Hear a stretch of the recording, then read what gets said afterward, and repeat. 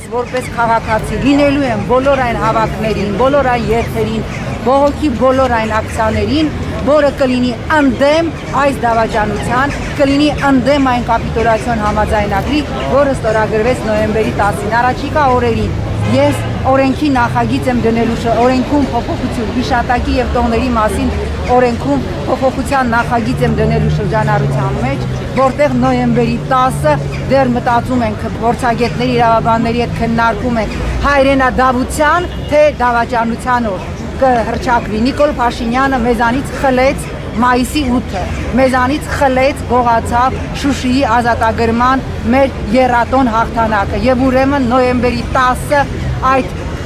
կապիտուլյացիոն հուշագրի ստորագրման օրը, երբ ծնկի բերվեց Ալիևի առջև Արցախը, մենք պիտի նշենք որպես հայրենադավության օր, մենք պիտի հիշենք այդ օրը, պիտի սքանք այդ օրը որպես հայրենադավության եւ դավաճանության օր, որպեսզի որևէ հաջորդ իշխանություն երբևէ չմտածի ժողովրդի թիկունքում գնալ նման դավաճանական քայլի։ Տիկին Զոհրաբյան, հիմա ասում են անգամ Պուտինն է ասում, որ Փաշինյանը տղամարդկություն է ցուցաբերել։ Սրա մասով ինչ կասեք։ Ես անկեղծ ասած, ես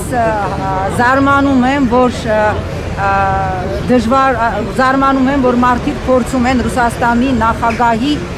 մարդիկ չէ, հատուկ շերտեր, որոնց անունը ես չտամ, տերմինոլոգիան արդեն վաղուց շրջանառվում է, փորձում են Ռուսաստանի նախագահի շատ պարզ, շատ հստակ արված հայտարարության տակ այլ շերտեր տեսնել։ Ըստ իս, իսկ ես կարծում եմ, ես հասկանում եմ քաղաքականությունից բավականաչափ, Պուտինի հայտարարությունը հստակ էր այս կապիտուլյացիոն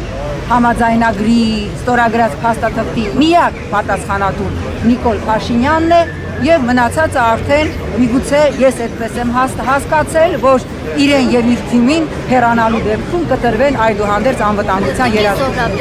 Նիկոլ Փաշինյանը հայտարարում է, որ պատասխանատվություն է կրելու իր որոշումների, ինչպես է հայտարարում է, ինչպես է կրելու պատասխանատվություն կրելը հայտարարությամբ է լինում։ Նիկոլ Փաշինյանը ասում է, ես կրում եմ պատասխանատվություն եւ կրելու եմ եւ շարունակում եմ մեղադրել բոլորին Արցախը հանձնելու մեջ, բացի իրենից, մեղադրել, հիշում եք, այս էպոպեան անցնենք, զինվորների ծնողներին մեկ, որ ասում էր եւ մայրերին, որ ասում էր չեք ուզում ձեր ամուսինները եւ որդիները գնան։ Հետո մեղադրեց զինվորներին, որ այնքան էլ լավ չեն կռվում, չեն ուզում կռվել, բոլորին համարեց դասալիքներ։ Հետո մեղադրեց ինչ որ հրամանատարների, այդպես էլ չտալով անուններ դավաճանության մեջ։ Հետո մեղադրեց ընդդիմությանը, չգիտեմ ինչի մեջ։ Հետո վերջերս ընդամենը 2 օր առաջ մեղադրեց Հայաստանի եւ Արցախի բոլոր նախկին նախագահներին։ Փաստորեն բոլորը մեղավոր են իրենից բացի։ Ես ուզում եմ հասկանալ, երբ որ ինքը ասում է ես կրում եմ պատասխանատվություն, ինչով է արտահայտվելու իր պատասխանատվություն կրել, այսինքն ինքը ասում է ես կրում եմ պատասխանատվություն, բայց ժողովուրդ բոլորը մեղավոր են ինձանից բացի, անգամ հիշում եք ինքը իր հերթական լայվերից մեկում փորձեց հերթական անգամ սեպ խրել Հայաստանի եւ Արցախի միջև, ասելով որ կներեք Սփյուռքի միջև, ասելով որ Սփյուռքը ունի հասիվ եւ արժանապատվություն եւ ըստ էության հայաստանցիներին, մայրերին, ովքեր իրենց երեխաներին, ովքեր իրենց ամենասրբագույնը տվեցին այս պատերազմին, ինքը համարեց անհասիվներ։ Պատասխանատվություն կրելը պիտի լինի մեկը։ Նիկոլ Փաշինյանը մեր արժանապատվության, այսօր արժանապատվության եւ միասնության երթ է։ Նիկոլ Փաշինյանը մեր արժանապատվության անկման Հայաստանի եւ Արցախի պարտության խորհրդանիշն է եւ այդ խորհրդանիշը րոպե առաջ պիտի հեռանա։ Տիկին Զոհրաբյան, խորհրդարանական եւ արտախորհրդարանական ընդդիմադիր ուժերը պահանջում են Նիկոլ Փաշինյանի հրաժարականը, մյուս կողմից Նիկոլ Փաշինյանը հայտարարում է, որ այո, նա պատասխանատվություն է կրելու։ Ի վերջո, ինչ իրավիճակ է ստեղծվելու Հայաստանում։ Ես կարծում եմ Հայաստանում իրավիճակը մենք կկարգավորվի, ինչքանով որ հնարավոր է այս իրավիճակում խոսել հնարավոր կարգավորման մասին, ամեն ինչ պիտի աներ օր առաջ այս մարդու հրաժարականին հասնելու, որից հետո կլինի վստահաբար անցումային կառավարությունը կփորձի լուծել մի քանի ահավոր կարևոր օրակարգային խնդիրներ, որոնցից առաջինը ռազմագերիների վերադարձն է, որովհետև այս իշխանությունը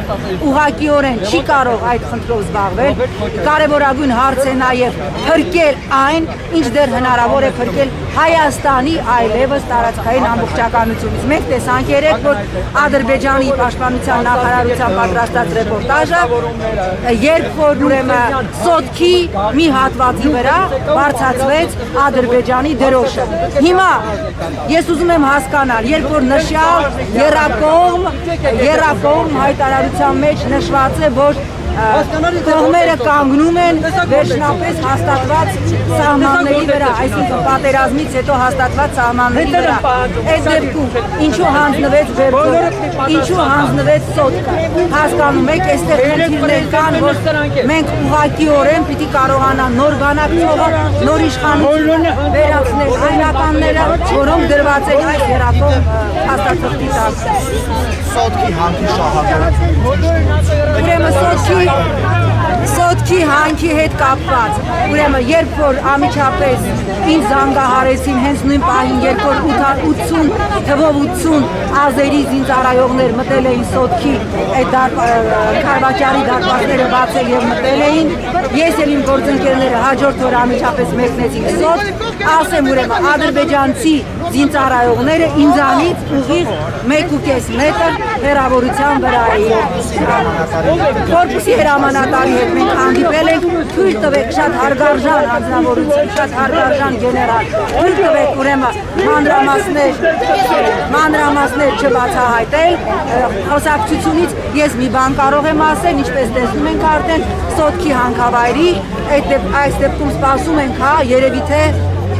իշխանության հայտարարությանը, թե այս պահին քանի տոկոսն է այլևս գտնվում Ադրբեջանի վերահսկողության տակ։ Չորրորդ խոշոր հարկատուն է։ Այո, չորրորդ խոշոր հարկատուն է, ուներ եւ ունի այս պահի դրությամբ 1645 աշխատող, ինչ է լինելու Սոտքի ճակատագրի հետ։ Մենք ակնկալում ենք, ես ակնկալում եմ, որ Նիկոլ Փաշինյանը իր Facebook-յան մեմուարներից մեկում, որտեղ ինքը հրապարակում է բոլոր մեղավորներին շրջանցելով իրեն, ինքը կանդրադառնա նաև Սոտքի ճակատագրին, որտեղ այնտեղ աշխատում են Վարդենիսի ռեգիոնի, Վարդենիսի բնակիչներ, իսկ Վարդենիսը այդ ռեգիոնը գործազրկության առումով այսօր ամենախոցելի շրջաններից մեկն է։ Շնորհակալություն։